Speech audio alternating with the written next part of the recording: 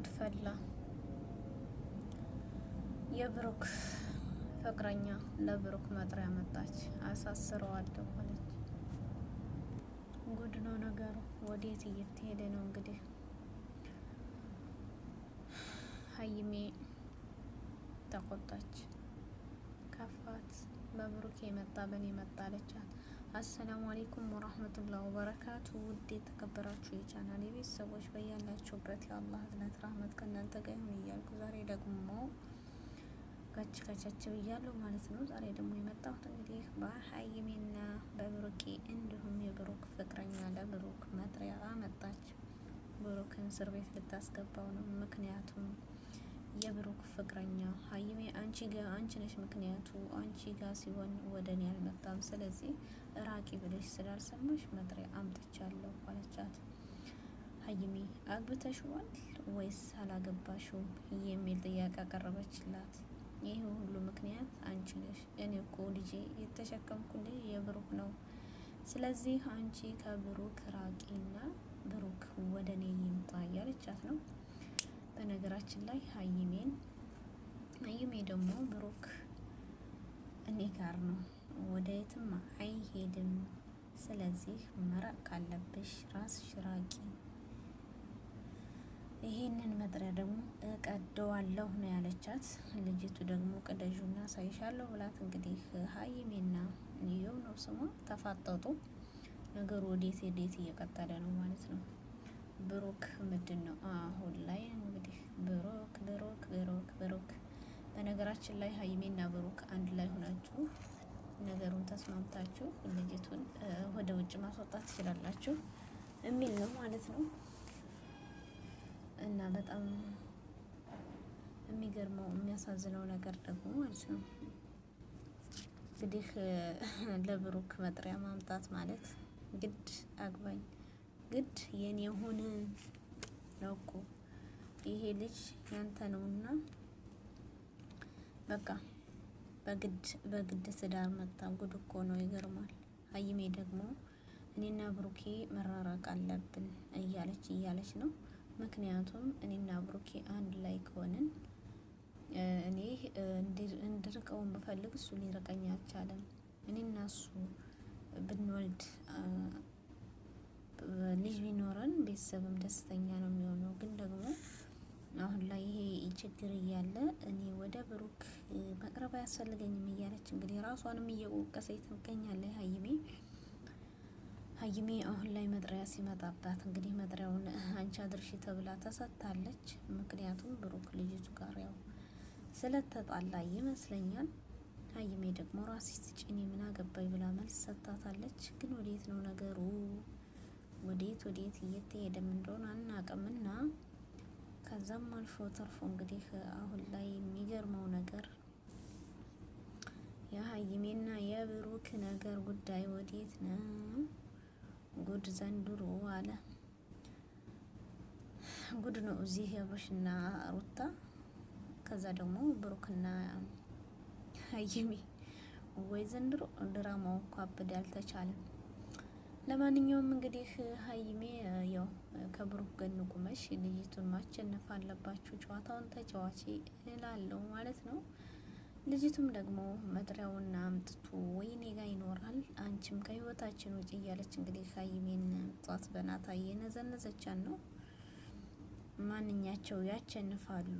ሀይሜና ብሩኬ መቼም አይለያዩ፣ ሁሌም አንድ ናቸው። ያው ሀይሜ አሁን ላይ ልቧ ቢሰበርም ትወደዋለች፣ ግን እንዲለያት ትፈልጋለች። ደግሞ ቢለያትም ቤተሰብ ፈቃደኛ አልሆነም።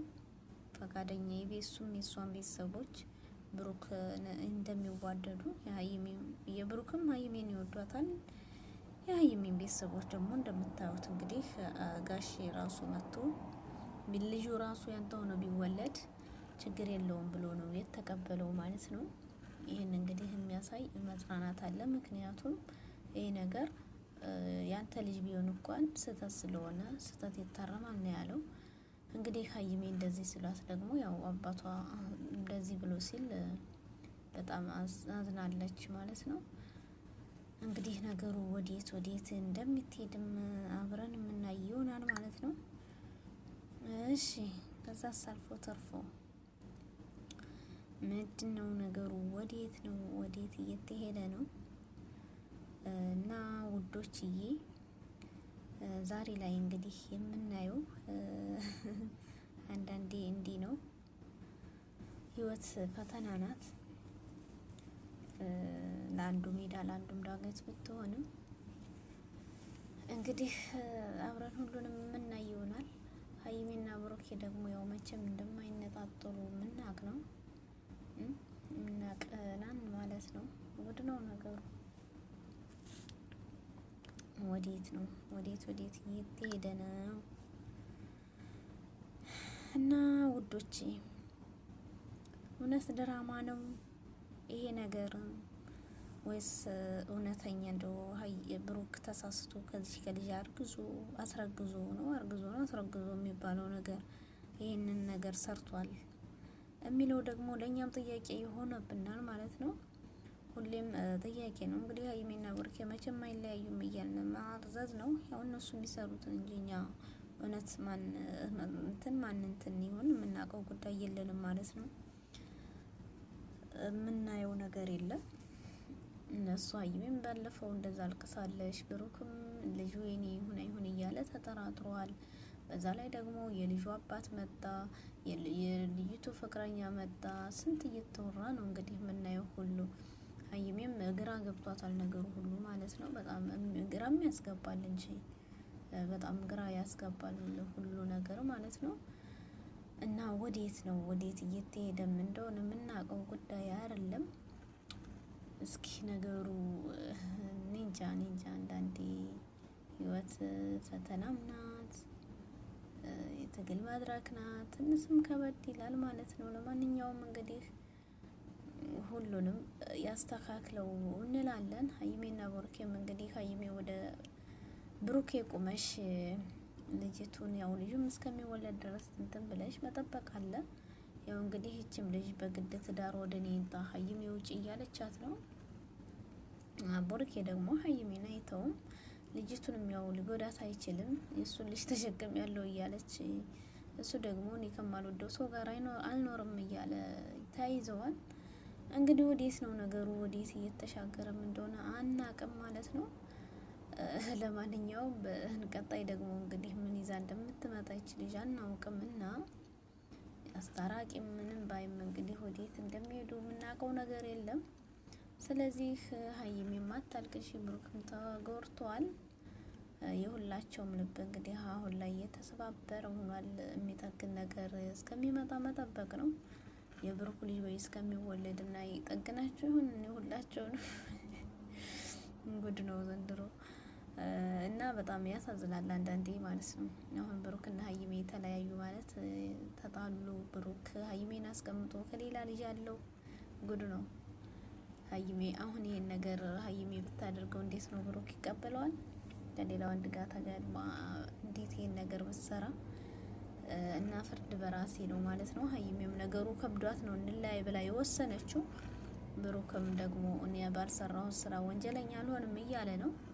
እንግዲህ ወደ ማንኛቸው እንደሚሆኑ ማንኛቸውንስ ይዞ እንደሚኖር ብሩክ ወደፊት የምናይ ይሆናል ማለት ነው። ሀይሜ እንለያይ ነው። ብሩክም ደግሞ እኔያችን አልፈልግም አንቺ ጋር ነው ቅመሜ እያለ ነው።